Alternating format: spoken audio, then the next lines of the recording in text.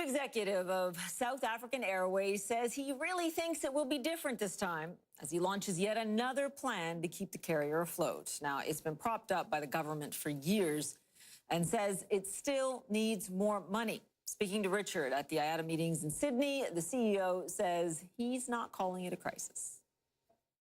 I wouldn't really accept the crisis part because I think since I got into SAA with the executive that I brought with, we have really started to stabilize the business, really started to implement some of the key strategies.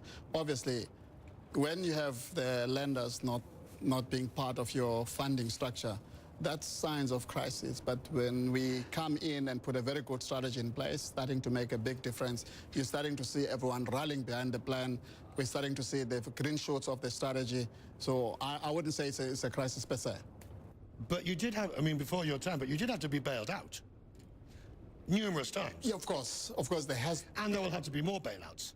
There has to be more funding of the new plan. So you call it funding of new plan, I call it bailout. Fair.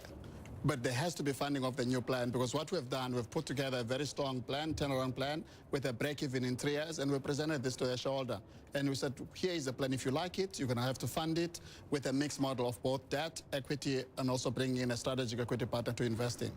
What is fundamentally different about your plan over previous plans? Never mind the funding element. In terms of restructuring the airline, what's different? The key part that we are bringing to the table today is the willingness to execute the strategy.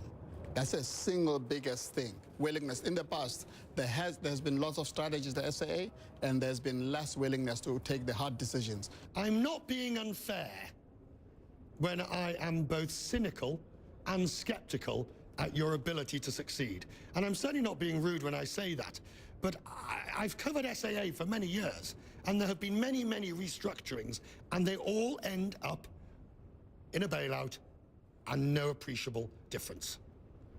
Well, why should we believe that you can do it? The plan that we've put in place, it's very clear. It defines the funding requirements for the next 3 years. We are not saying... But why should... No, I understand that. Yeah. But why should we believe that this time it will be real? Very strong commercial focus, deep aviation skills, bring in teams, a very strong change agenda that's been set up and structured, and is more deliberate. So there's evidence of execution. It's all in the execution more than in how the strategy is defined.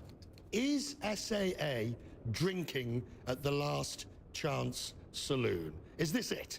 I mean, if you can't do it this time, turn off the lights, close up, and let somebody else fly the routes. I think this is a card we play, and it's a very strong capability for us. Is this it? My sense is that perhaps it's it. If there's a sense that the team that can do it, and the kind of evidence we've put in place in terms of execution, we brought skills from across the world to actually support SAA. I mean, Peter Davis, a known aviation expert, is with us, and we're doing the best foot forward to actually execute on the strategy.